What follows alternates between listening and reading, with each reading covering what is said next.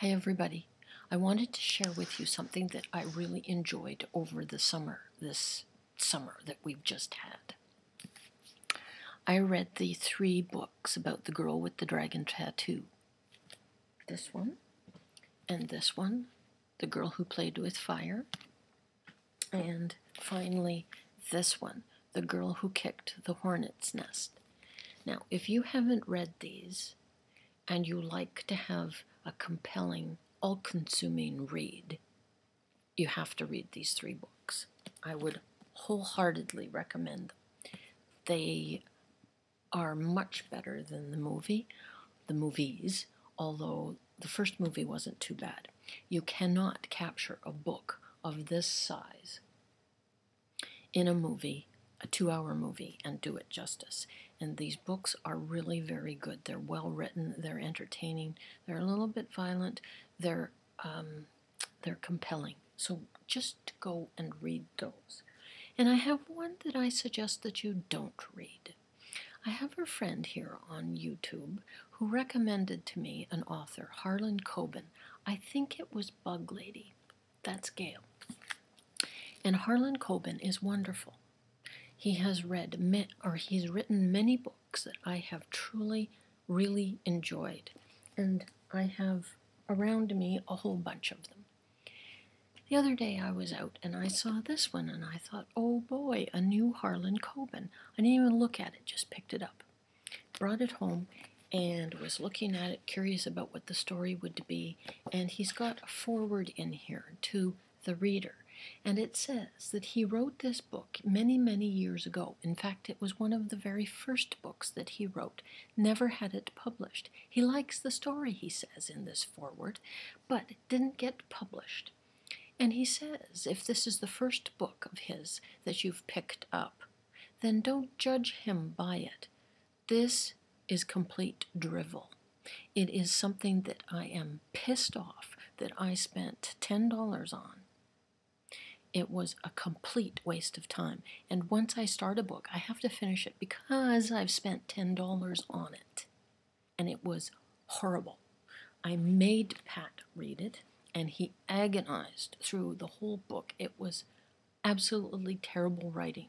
The story maybe could have stood a better written style.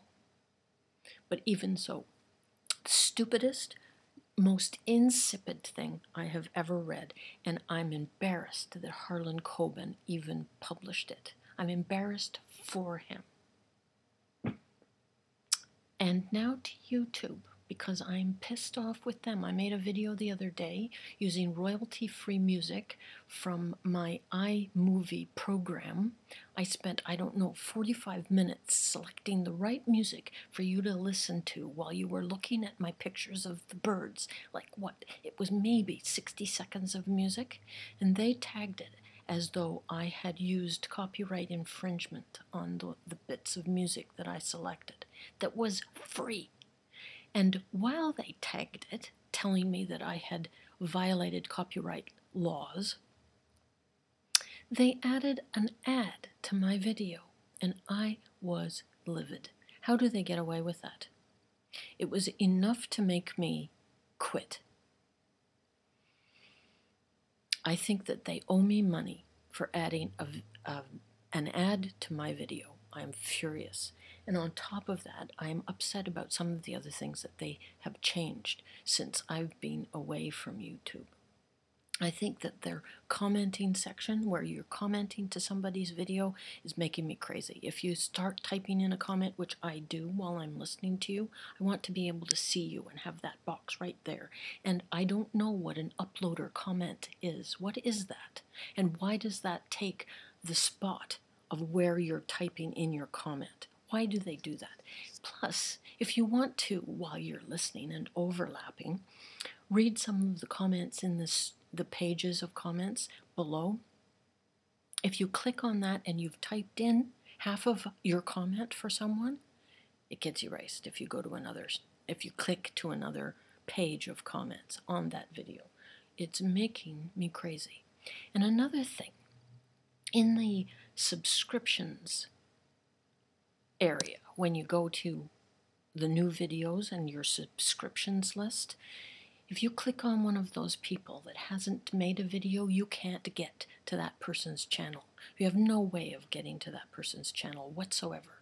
And it's making me crazy. If I want to go to my friend IamBugLady's channel, I have to go on one of her comments to me in a video to get to her channel page, rather than go to my subscriptions list and click on her name. On that list, when you put up everybody's videos that they've done, if you click on that and you get their videos, recent ones, you can't even go to that person's channel from that page. When did they change that? That's it, that's all.